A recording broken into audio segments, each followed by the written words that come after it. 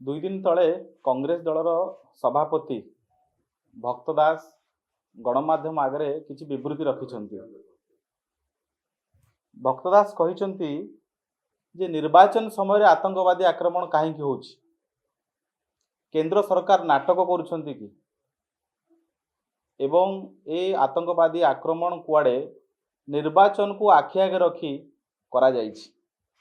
ए मंतव्य भक्त दासकर अत्यंत निंदनीय एवं ग्रहणयोग्य नुहे। केवल सेतिक नुहे, जेतेबेले सारा देश सारा विश्व जानिछि जे पहलगाम आक्रमण पछरे को धार्मिक भावना थिला एवं को मौलवादी माने फंडामेंटलिस्ट माने आतंकवादी आक्रमण करिसंती। एपरिक ओसावादीन ओवैसी भली सांसद मन स्वीकार कर सलाणी जे हाँ धर्म आधारित ये आतंकवादी होती, धर्म पचारिकी गुली मार होती। सेतेबेले भक्तदास कहउछन जे आतंकवादी धर्म नाही एवं ये हिंदू शब्द तांको पाटरे किए कुहाइला।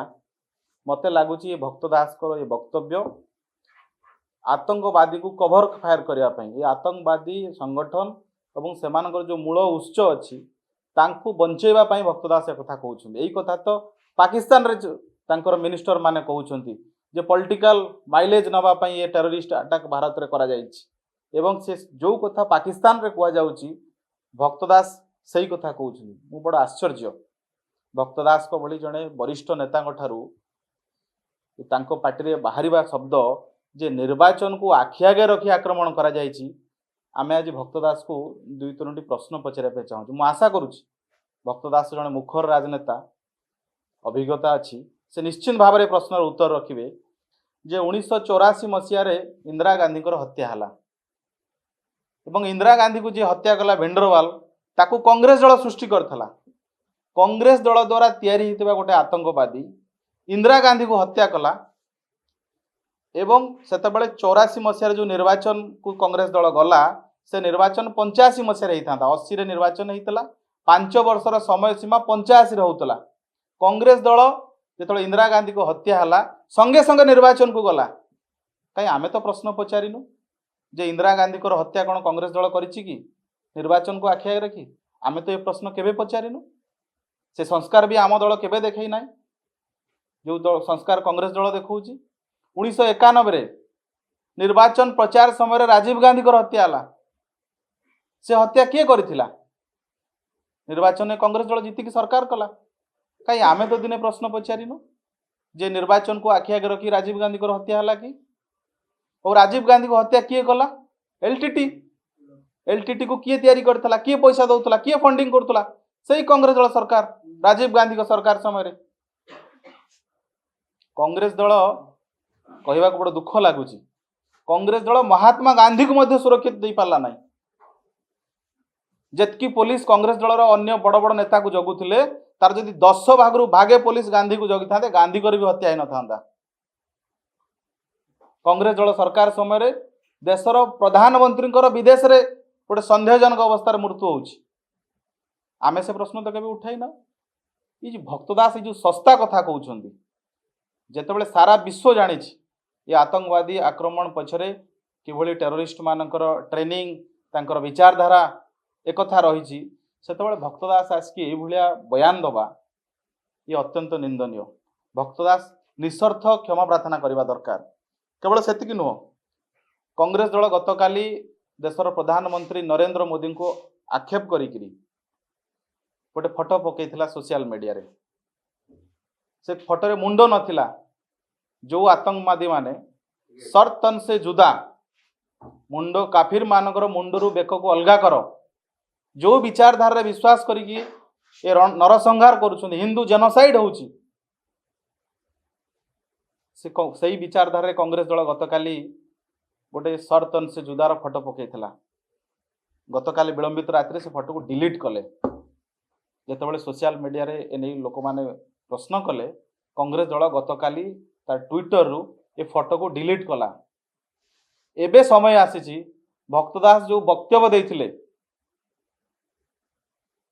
जे निर्वाचन को आखि आगे रखी आतंकवादी आक्रमण करा जाइछि, हिंदू शब्द तांको पाटरे जो ना पचारले, कलमा पढ़िया को पचारले, कहले आकु किए कुहाइछि, भक्तदास तांको वक्तव्य को प्रत्याहत करंतु। नहले ओडिशावासी केबे भी क्षमा देबेनी एवं ये भक्त दास जो बयान जे आतंकवादी जो पचारिबा पछर आतंकवादी जाति ना धर्म ना ए बयान मु भावुची जो 28 जन परिवार आतंकवादी माने हत्या करिसेंती तांको परिवार दुख उपरे भक्तदास कटा घारे मलम लगौछंती।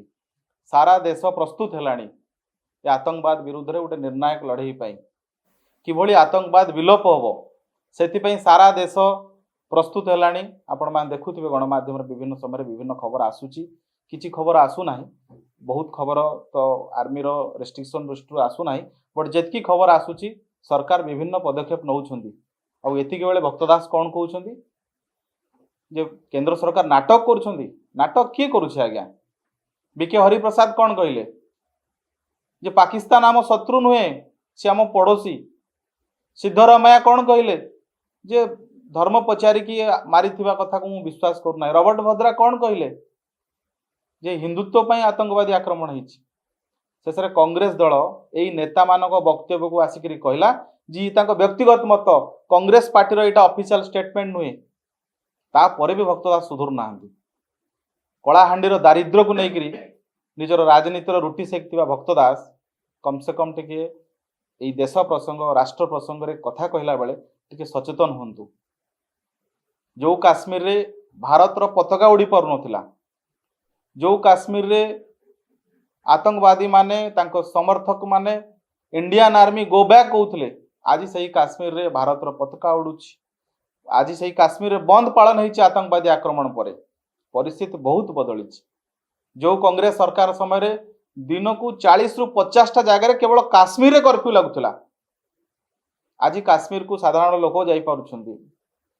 आतंकवादी आक्रमण घटी याकू नहीं सरकार पदक्षेप नौछंती एतर कोन संदेह नाही। किंतु जो भली भाव रे कांग्रेस रो किछि नेता बयानबाजी करूछंती यह अत्यंत दुखदायक।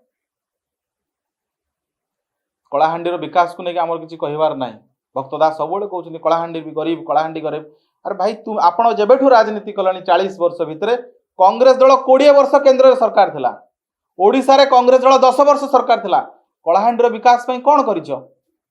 मोदी सरकार आसिया परे कलाहांडी रे मेडिकल कॉलेज हेछि, नेशनल हाईवे हेछि, रेलवे डेवलपमेंट हेछि, गरीब कल्याण योजना रे कलाहांडी को व्यापक अर्थ दिया जाइछि। तेणु ये सस्ता राजनीति दूरी जातु।